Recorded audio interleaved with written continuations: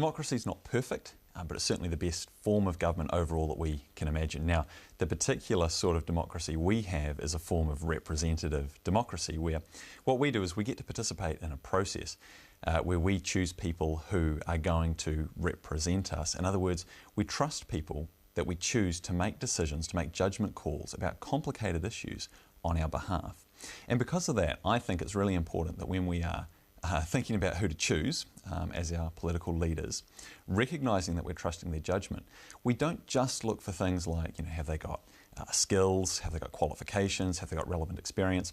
All of that stuff's important, but it's also really important for us to think, have they got the character, the wisdom, the integrity that we need for people who are actually going to make some, at times some pretty tricky decisions on our behalf on complicated issues that we're not going to get to fully engage in.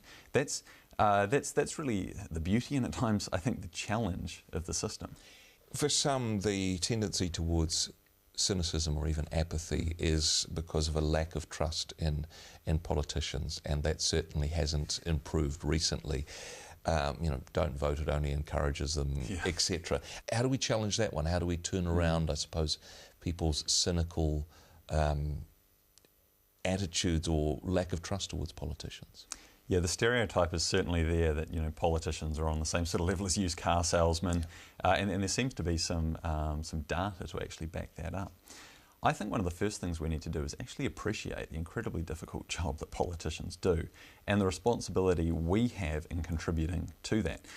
My feeling is that we're quick to put our leaders up on a pedestal, and we're very quick to tear them down as well.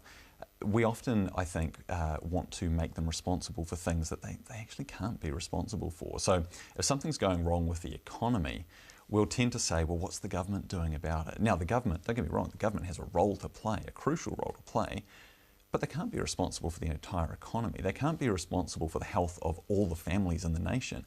These are things that are actually the product of decisions made every single day by ordinary people like you and me, and we have an incredibly important role to play in actually keeping these things on track and not sort of just passing it off, not palming the responsibility off to our political leaders and then tearing them down when things don't go to plan because we haven't lived up to our responsibilities as well. Now, that's not to say that I don't think there's room for improvement and that we can't expect more of our political leaders than sometimes we see, because they have an awesome responsibility, awesome in the real sense of the word. They have a huge amount of power. And I think most of them are there out of a real desire to exercise that power well and to serve. But we know what power does, right? Power is a dangerous thing. And we need to think, how can we create this culture around politics that actually supports that well, whether that's through supported through things like institutional mechanisms. So, for example, do we set things up so nobody can gain too much power in one body because another body over here has got an equal or divided amount of power as well. But my sense is that we place a lot of trust in politicians. We treat them a bit like they're celebrities when we really shouldn't. And I don't think that contributes to people actually having the proper amount of respect and trust in politicians that I think the role demands, even if the individuals in the role don't always. In terms of being a good citizen and perhaps bringing faith and values in on this one, do you think that's an appropriate response to a Christian worldview, as saying, I'm going to engage with this, I'm going to be involved in the political process in my country? Yeah, absolutely. I think this is part of the price, part of the duty of citizenship for everybody. So absolutely for the Christian community, for other faith communities, for everybody who wants to play a functioning part in our democracy. And really that should be everybody, because without people taking that responsibility, the health of our democracy is really at risk. It's only as strong as the strength that we give it, and we only give it that strength through our participation, through choosing our leaders, through holding them accountable, and through playing a part in the conversation about these important public issues as they're happening. Do you think the political community generally understands the views and the values of the Christian community, or has that also sort of fallen into a stereotype? Stereotypes abound.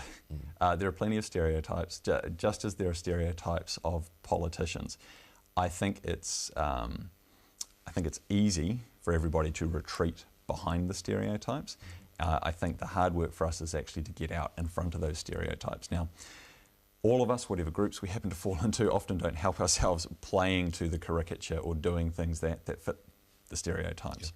And so I can see a way in which those stereotypes do reinforce themselves. Christians only have views on 2 or 3 moral issues, for example, would be one of those. Yeah, exactly. And so I think it's incumbent on all of us to say, well, actually, let's think about how we should react to this whole range of issues, because these are issues that affect us, that affect our whole society, and we shouldn't just confine ourselves to the sort of hot-button moral issues that people often have the sense is what Christians or is what churches are about.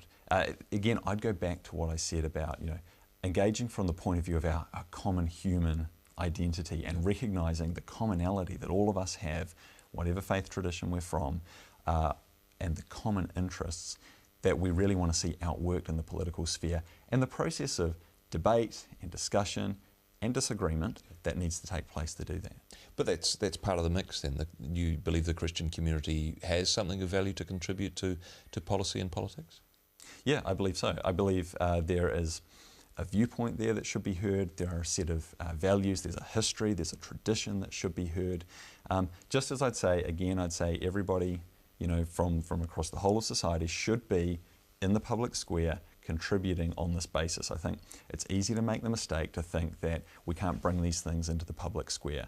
I think that's a mistake, and I think actually we do need people to get out there and talk about the worldview that they're coming from and the impact that it has on the policies, the values that they'd like to see outworked.